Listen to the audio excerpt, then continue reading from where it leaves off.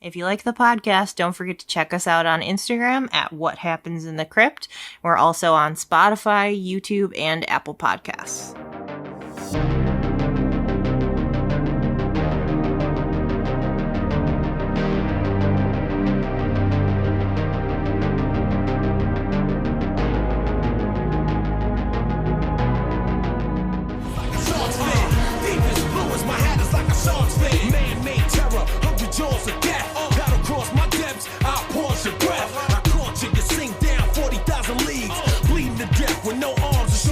Hello, scientists, makos, hammerheads, and tigers.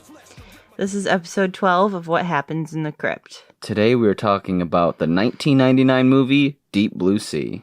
This is directed by Rennie Harlin, who actually directed Die Hard 2 and also Nightmare on Elm Street 4. Fun facts. Trigger warnings for this movie include extreme blood and gore, being trapped, and also there's a lot of sharks, so if you're afraid of sharks, they are in this movie. We're not experts on this thing, we're just trying to give you all the warnings possible. Being trapped underwater, that's another one. I don't know. If that's specific, I don't know if it needs to be that specific. I'm sure whoever is terrified of being trapped underwater would appreciate it. The tagline for this movie is, "Your worst fear is about to surface," which is so good. It's also so stupid, It's so stupid, but it's so good. On an island research facility, a group of researchers are attempting to cure Alzheimer's and other brain ailments by harvesting the brain tissue of altered sharks. An executive is sent to check on the higher-up's investment, who is actually Samuel L. Jackson, and things go, well, let's just say, not as planned in this partially underwater lab. Dun dun, sharks. The reason why Samuel L. Jackson shows up and there's like this kind of investigation is that the beginning of the movie, one of the sharks has gotten out and they had to like hunt it down as it was about to kill a poor group of teens. Right. And I think that was actually like a reference to Jaws because they're kind of out on a sailboat or some kind of boat and then it's getting attacked. Yeah, there's a lot of references to Jaws in this. First off, every scene with LL Cool J is my favorite scene. You can say you. I just said it. Oh, that was it's on recording. Okay. No, but not really. When Samuel L. Jackson arrives, he's kind of getting like the lay of the land, and they're like, "Yeah, we're on a skeleton crew, blah blah blah." And we see Carter. Who's... I hope every shark fort has a skeleton crew. Weekend skeleton crew. Because that's just good. That's just the best idea. Giant sharks that are modified to be giant. And would destroy the world if they got out. We only need 2 dudes on the weekend, Let's just have a skeleton crew. But this is where we see Carter, who's played by... Thomas Jane. You might recognize this wonderful man from many horror movies. My other favorite movies of his are The Mist and The Punisher. He plays The Punisher. I've never seen that. But he's dad in The Mist. Have you seen that? A long time ago. Oh, it's so good-ish, but, like, the end is insane. Because he's like, oh, family, we escaped. Don't ruin it. And then he's like... No spoilers. Just kidding. Anyways. I'm not going to go farther than that. All right. That's not a huge spoiler, but it's intense. The end of that movie is so intense. Watch it. We'll do an episode later.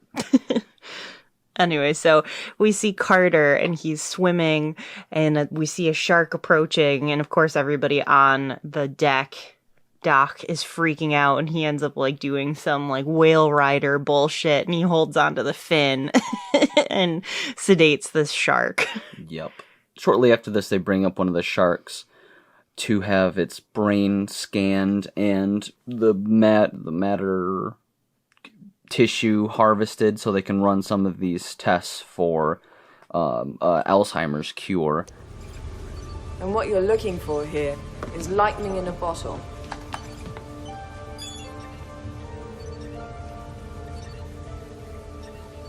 Protein complex is interacting with the neurons.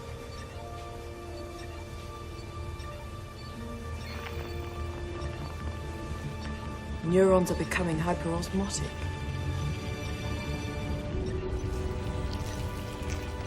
Membrane integrity is improving.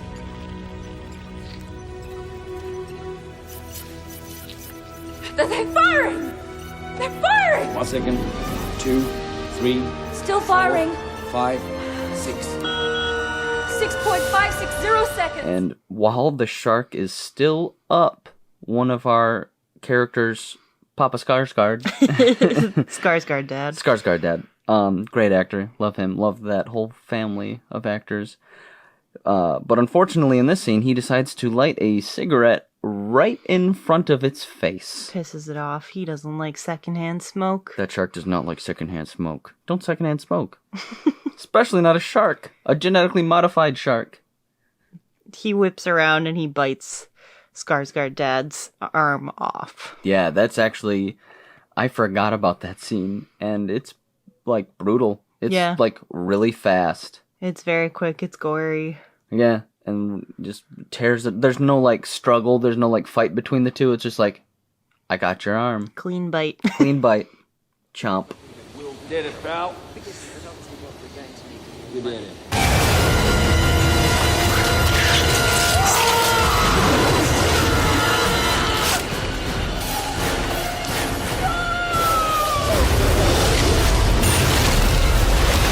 From here, an emergency helicopter arrives to pick up the Skarsgård dad. We should look up his actual name, huh? I just like calling him Papa Skarsgård. At least Stallone. that's the character's name? No, Jim Whitlock. Dr. Whitlock, a.k.a. Stallone Skarsgård. Okay. I'm going to start that over. From here, an emergency helicopter arrives to pick up Dr. Whitlock, because obviously... A.k.a. Stallone Skarsgård, who we've been referencing as Papa Skarsgård. Or Skarsgård dad. Or Skarsgård dad. And when they come to pick him up, it's in the middle of a hurricane. It is chaotic. They send down like a crane to pick up the stretcher. Yeah, he's put on a stretcher. To carry him away. And then, of course, as they are lifting the stretcher into the helicopter, a big shark comes up. But you forgot the one important detail. They're lifting him up, and the motor just stops working. Which is, yeah, of course, the emergency helicopter stops working. Does it? Yeah. I don't remember that. Yeah, it stops. Huh, okay. Wouldn't it just fall immediately, though? No, it gets, like, caught. It gets, like, tangled up. Okay. Or whatever. As they're lifting him into the helicopter, a giant shark comes up and grabs the stretcher and starts to pull the helicopter down. It crashes into the command tower. Crazy explosions. Of course, the command tower. Like, almost like the shark could aim it perfectly. But they're super smart. He probably was aiming it. He can use doors. And, of course, crazy explosions. Yeah, this whole... at first, it looks like the whole building is exploding. Mm-hmm. A short behind-the-scenes note on that scene, though, is as soon as he gets hooked up to the helicopter, Dr. Whitlock gets hooked up to the helicopter, they turn around to go back inside the lab, and they are, like, rocked by this big wave and almost fall into the ocean, and that was on accident. There was a tank with, like, 3,000 tons, just a ton of water. Several tons of water. Right. I saw an interview with Samuel L. Jackson who said that when that happened, it was scary, but it was funny, and they didn't know that it had made it into the movie. Because, yeah, they didn't know it was going to happen at all, so that wasn't... It was acting, but it was also true fear on their faces, because they were almost knocked into the open and that water. Would hurt. Oh, yeah. You just will try running in a giant wave, and it's not going to feel good. But yeah, it made it into the movie. The rest of the crew has run back inside while Whitlock was being brought up, so they aren't totally sure right away what happened. And then you see Dr. Whitlock in the mouth of the shark, and he gets slammed into this glass window, and the shark, like, used him as a projectile to crack it. That scene is so... It's kind of funny, but it's I love that you terrifying. can, like, see his eyes, like, he's alive still and awake, and he's, like, blinking, like, panicked. And then he just smashes into the glass. But that scene always makes me wonder. I was just like, couldn't the shark just have smacked into the glass? Was it just waiting all this time for a human-sized projectile? Maybe. They they wanted it to really hurt. I guess. Hurt your feelings? They're smart enough to know that if they're gonna really hurt you, it's in the feelings. And then eat you. Terror tastes better.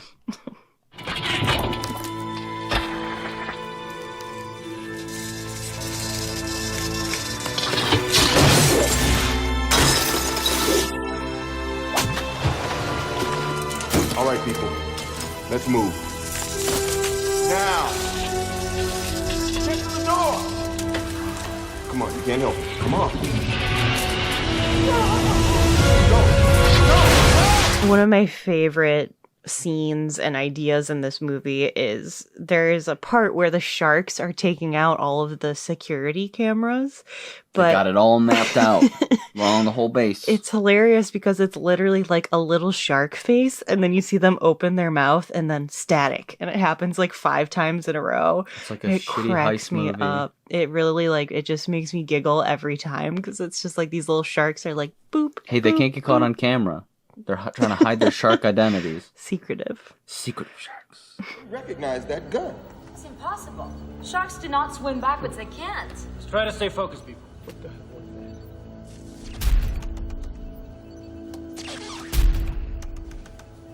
We lost picture in Gen 2 pen. You can't talk about this movie without talking about LL Cool J's parrot. Because for some reason, he has this little green parrot that is mocking him constantly. And it's really funny. Yeah, they're the best duo. All this is going down, and LL Cool J is trying to just like Get dinner ready. cook dinner for everybody, and also having this like deep inner turmoil about drinking and stuff. Yeah, it's kind of weird. Yeah, so his character's preacher. I feel like they meant to give him more. There were probably more scenes that involved that whole thing. Yeah, because his character's like trying to be super deep, but at the same time, it's just LL Cool J and this parrot. Yeah. So it's like it can only be so deep. And he's just like, man, what should I do right now? And the parrot's like, you suck. Yeah, You suck. I think it calls him like fat and stuff. Fatty, dummy. I Yeah, don't remember. something like a big butt or something. Yeah. Like I think it's like that. I It's love just it. like, what is going on? People are dying, LL. Come on. So a shark swims into the kitchen and LL Cool J hides out in the oven for safety, while the bird, the parrot, is kind of like maybe trying to protect him, is swooping at the shark, and he gets snatched. R.I.P. R.I.P. The saddest death in the movie. Come on. Please, baby. Okay. See Daddy smile? Come on. Bring your feathery ass here. The shark, however, manages to turn the oven on, preacher, so that it Smart starts, enough. I it think starts to get I'm pretty hot. sure it's on accident, but I also don't know. The shark did it on purpose. He was gonna burn him alive if he couldn't eat him. That's dark.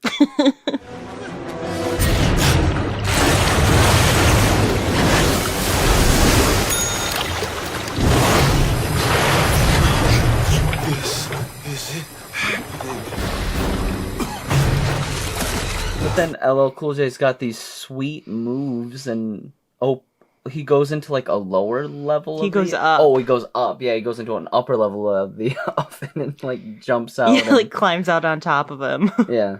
That's another thing about this movie is though it kind of seems like the sharks are whatever size they need to be in the moment, which is kind of confusing, but also I guess kind of scary.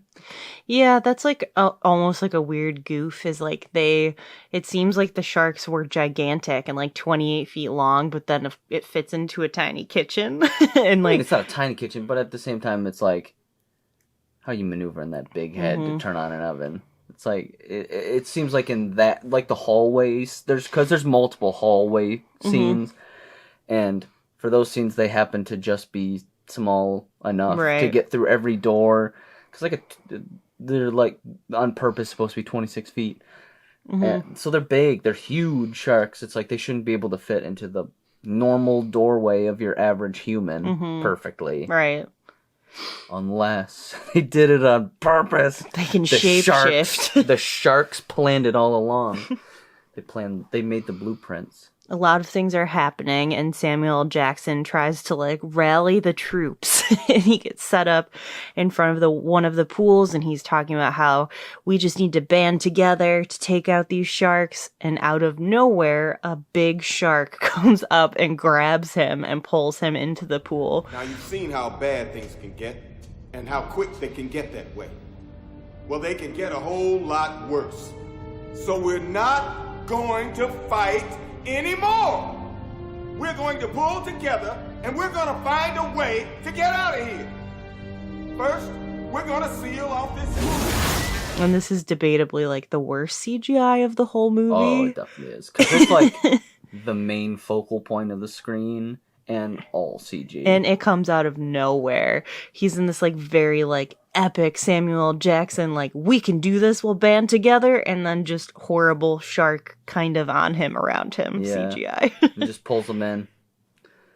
But yeah, because it's that moment too, because they used a whole CG shark. It's like you can kind of see him pop into CG because he becomes CGI Right. Sam Jackson. And Like you're a just video game. Whoa, that looked bad, but okay. It was because it's also really gory because it grabs him and then it shoots blood because of course it has to. Yeah. Because he was just like full. It was like a blood water balloon. Right. Just explodes with blood. This movie has the not only like shark scare factor and everything, but it also has the like you're trapped underwater. The the facility is filling up more and more with water, and there's this scene where they're trying to climb and like beat the water as it's rising, and it's in this like I think it's an elevator shaft. Yeah. Because the elevator isn't working. And they're just climbing and climbing and they can see a shark just swimming as Right. the water's rising, and one of them at least falls in. The one girl. Yeah, and gets snatched up. But that I feel like is like the perfect combo. That scene is like, oh my gosh, there's not only a shark coming, but also look at how fast the base is flooding because it's like Right. level by level by level. Mm-hmm. And there's only so much it can take before the whole place will just collapse. Right. One of the more out of place scenes in this movie, It feels like it's straight from out of like a B movie like a sci-fi original. or a full moon feature. Actually, no, because it's not full topless. Yeah. Dr. Susan has gone to get some of her like research materials, and she's gone off alone. And of course, a shark follows her in there. There's like a live wire situation, and she decides she's going to electrocute the shark to escape, but she can't electrocute the shark unless she completely strips off her wetsuit, so that we finally get a woman in her underwear in this movie, because they had to fit it in somewhere. They were playing off the whole like, well, her suit is made of rubber, so if she It'll stands protect on her. it'll protect her. I'm surprised they didn't make her whole bikini out of rubber. It's just Whatever, really it's- weird.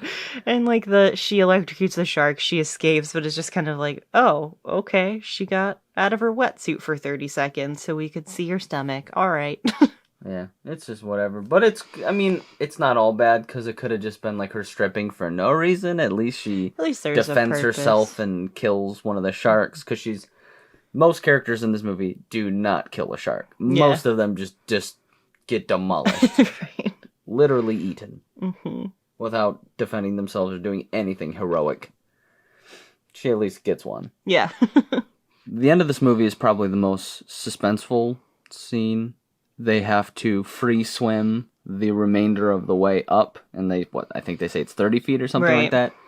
And they even they're like, well, a human could do 30 feet in like 10 seconds or something like that. And they're like, and then the Carter is just like, the shark can do it in 3. Yeah. It's like, you really gotta say that, man, like right Right. now. And they like send off like the oxygen tanks as like a distraction Yeah. and stuff while they swim up. And it's the 3. It's LL Cool J, Dr. Preacher. Yes, Preacher, Susan, and Carter. Mm-hmm. And they're all going to go up at the same time. And as they go up, Preacher gets grabbed. Preacher gets grabbed. It's very upsetting. It is very upsetting. I scream every time. I'm like, no! Leave him alone! It is like the most comical, like it's his upper torso and he's like, looks like he's on a roller coaster Yeah, for a because the hot shark, second. yeah, the shark It's, grabs like, him by the pulling him around. legs and it's just kind of whipping him around. Yeah.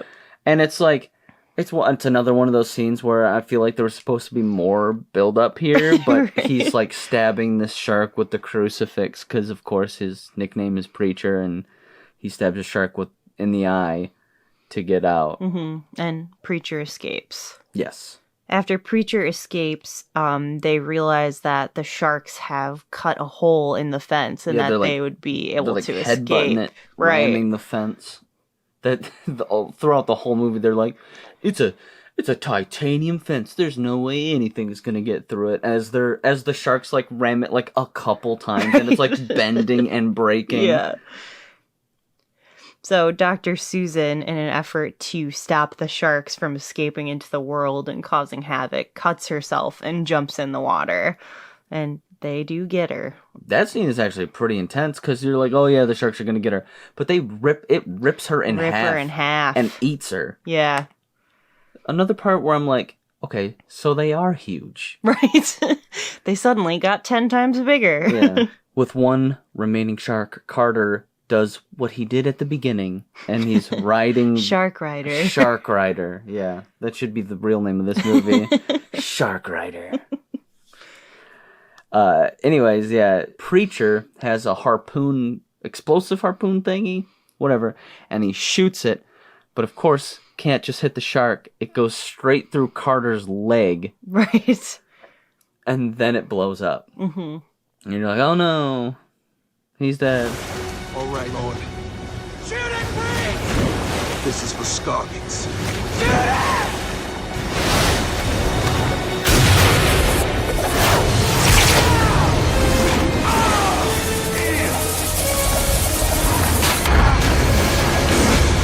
Carter survives, Preacher survives, which leads us to Preacher being the most surprising final girl Delightful final girl. of this movie. She's my favorite final girl of all time. And Carter and Preacher kind of just hold each other as a boat arrives to take them off to safety. As they're both bleeding to death. Because LL Cool J's Preacher's got all these shark bites, and he's, I guess, best case scenario, just had a harpoon through his leg, which is not great. Not I can't great, imagine great. They'll both be okay. Of course, with many movies that we cover, this was not the original ending. Originally, they had Dr. Susan and Carter finally complete that, like, will they or won't they romance, and they were the survivors, but... The will they or won't they that nobody asked for or cared about. Exactly. When they showed it to test audiences, though, they found that they saw Dr. Susan as the villain because she was the evil scientist testing on these sharks, and that they didn't want her to live. Well, yeah, she is the bad guy. Yeah. She didn't tell anybody she was really doing this. She didn't inform the proper people, and so nobody knew that these sharks were smarter or were such a threat that they actually were. So she deserves to be the villain here. Totally. And because she was deemed the bad one, we end up with Preacher being the survivor, which is what we all really wanted. It's all I ever wanted in a movie. I mean, I wish the parrot was there too, but Right. we can't have it all. The movie would only be better if the parrot just flew and landed on his shoulder at the very end. Like the shark blows up Yeah. and then the parrot Survived. Oh. Okay, I'm glad they didn't do that. That would I would have died. This movie did have multiple writers, but the idea came from one of the writers, Duncan Kennedy. He was inspired by actually witnessing a gruesome shark attack. As a result of seeing this brutal and very disturbing incident, he had a series of reoccurring nightmares of being trapped in a passageway with a shark that could read his mind. Which is pretty scary. That is terrifying. Yeah. A shark that can read your mind. So it's like, oh, I'm going to go left. I'm going to go right. I'm going to go back. It just knows what you're going to do. And in a passageway where it's just as big as it, and it's going to get you. For this movie, they decided to use an interesting mix of CGI and practical effects. One of the first decisions they made as far as animatronics was that they had to build it at least a foot bigger than Jaws. Right. Like, F you, Steven Spielberg. I mean, this movie did come out after, so it's kind of like, if you're going to do it, you might as well make it a little bit bigger than Jaws, because Jaws was 25 feet. And speaking of Jaws, they also had another tie-in to that movie. When Carter is doing that whole shark riding thing in the beginning, he's doing that to remove a license plate from the shark's mouth. And it's the same like number license plate as the one that comes out of the shark's stomach in Jaws. So they're definitely fans. They're definitely fans. Obviously, it's a bit tough to show a shark ripping somebody in half, so yeah, they had to use some CGI here for the more like intense scenes where using a real shark or an animatronic shark would not be as practical. Yeah, the director also said at one point that sharks are really hard to train to be gentle, which is hilarious because it definitely shows that he investigated like maybe having real sharks, which is not a thing that you can do for this kind of movie. Yeah, you can't do that. At the time, this was using top-of-the-line like CGI techniques, and because of that, over 14 studios worked on this movie just to do the CGI. And this was one of the first CG hurricanes ever done.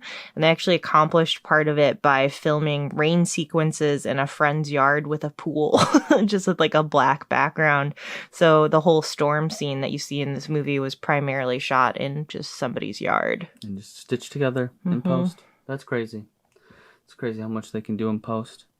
And it's weird how much there's of that kind of stuff is out there where it's like, oh, that build, like in Independence Day, a little off tangent, but same vein, is that like in Independence Day, that entire city being blown up is just a miniature. Right. And it's sped up or slowed down.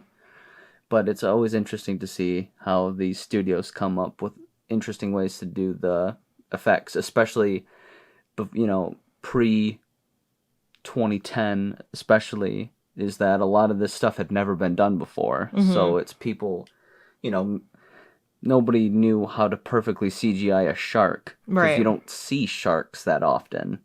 So they had to study a lot. They had to do new things. A hurricane had never been done before. So at the time, it was just kind of like, well, whatever we do, it's never been done before, so nobody's really going to question it. To get the actors ready for this movie, they actually took them out and had them swim with real sharks.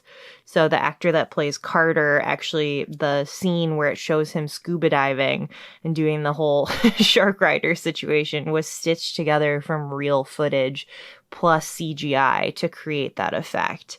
But they actually did have them like in a shark cage so that they could see how the sharks would move and act to attempt to have them have more realistic reactions, especially with the CG scenes. Yeah, a lot of movies still do this today.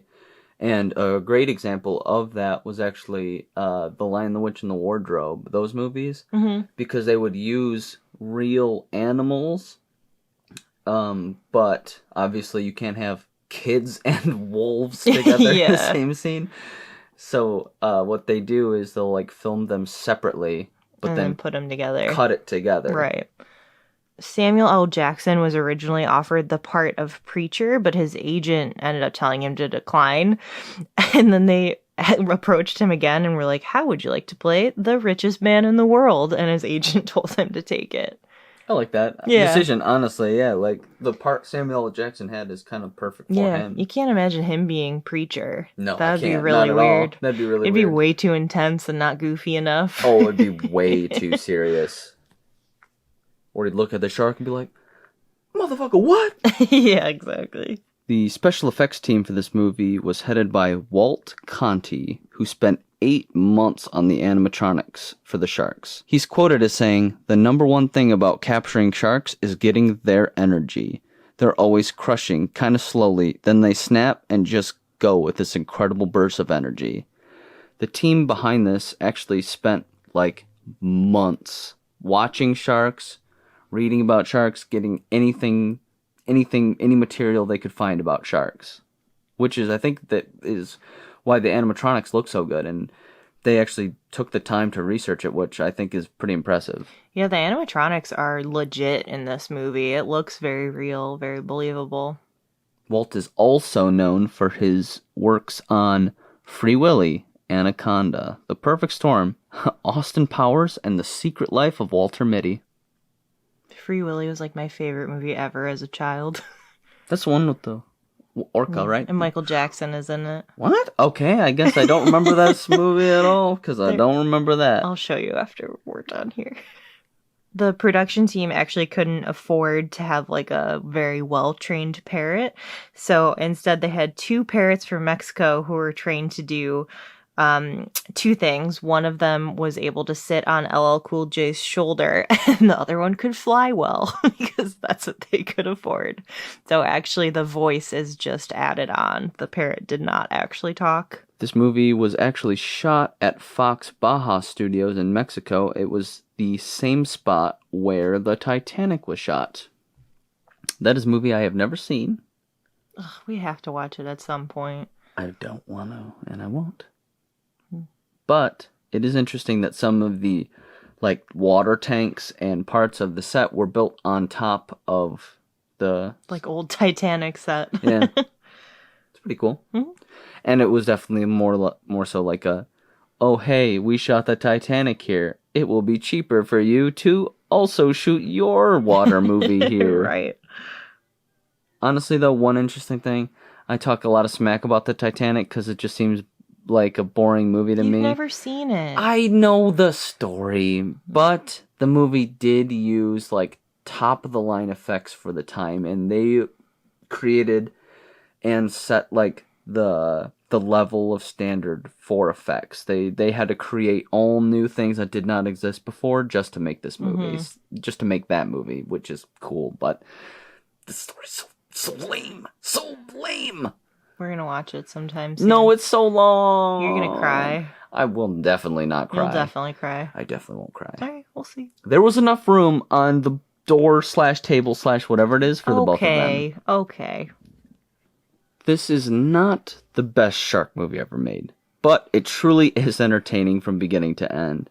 LL Cool J steals the show in this movie, and it's just too fun to hate the idea of super smart sharks sinking a lab in the middle of the ocean. Most of the CG did not age well, but the practical effects and animatronics are still impressive today. This is one of those movies that I'm always happy to watch, when it pops up on TV, or watching it halfway through to the end is still just as fun, and it's truly marketed as a horror action comedy movie, and it hits all of those notes, and it definitely keeps your attention from beginning to end. Yeah, you definitely can't deny the comedy elements in this, especially whoever decided to have LL Cool J make the music. Brilliant. It's wonderful. You're so smart. What is it, the Deep Blue? Oh my god, I'm gonna play some of that for sure, because it is hilarious, but also perfect and great, including shark deaths, because they're pretty cool. There are 14 deaths in this movie. So we have 4 shark deaths, 1 sassy parrot, and 9 people. So yeah, don't worry, most of it is people and pretty brutal. So you'll get your fill. The sharks did. Stupid. That was so stupid, but it's in it. It's recorded. It's forever. So you can watch this on HBO Max or a $4 rental fee on Prime or YouTube. Next week will be our 13th episode. Spooky. So of course you know what we had to do. It's time for Friday the 13th. Of course. So we are actually going to be doing the first one that came out in some year. 1980. 1980. I'm just going to let you do it. No, do it. I can't. Do it once. I don't know a way to cover my face. I don't want you to look at me. I'll turn away. That was pretty good. Thank you. It gets quieter and quieter. But yeah, that sound, most people don't think that that's in the first one, but it is. They play it at the beginning. Look out for it. Next week. Next week.